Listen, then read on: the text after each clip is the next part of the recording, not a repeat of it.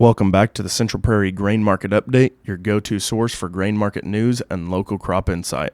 Let's start with national news. There's growing optimism that a new U.S.-China trade agreement could be within reach. Scott Bessent shared Tuesday that more negotiations are on the way, fueling hope for progress.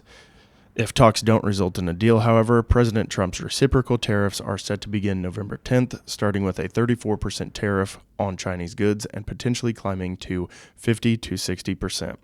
Even so, Bessent noted that last year's nearly $300 billion trade deficit with China is expected to shrink by at least 30% this year, with even more improvement likely in 2026.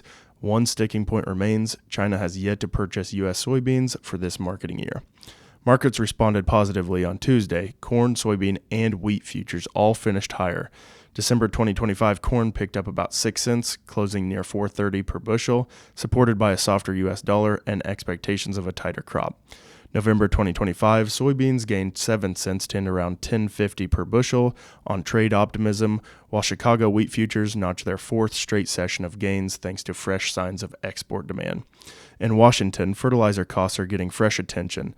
A group of Corn Belt senators have reintroduced the Fertilizer Research Act. The bill calls on the USDA to dig into competition, pricing, and transparency in the fertilizer market, aiming to uncover what's really driving higher costs.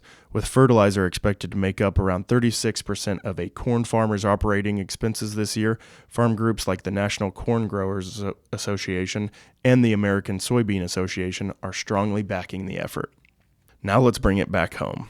Is anyone out there asking for more rain? Since last Friday, many parts of our area have soaked up 2 or more inches of rain. While the moisture is great for the crops, it has pushed back the start of harvest. At this point, it feels like we're playing a waiting game with Mother Nature to see when we can start harvest. Milo is looking strong, heading out nicely and turning quicker than you'd expect, given the cooler, wetter stretch. But the real surprise this fall could be soybeans. Thanks to timely rain, they're not just big plants, they're also loaded with pods, which sets up for what could be a very solid harvest. On the dryland corn side, yields are coming in with some pleasant numbers. A lot of fields are hitting 120 bushels per acre or better, and early aflatoxin tests are coming in at 0. On the marketing side, I've been contracting plenty of 2026 corn/Milo as futures have rallied and settled around $4.65. If you'd like to talk through your contract options, don't hesitate to give me a call or shoot me a text at 620-204-8748.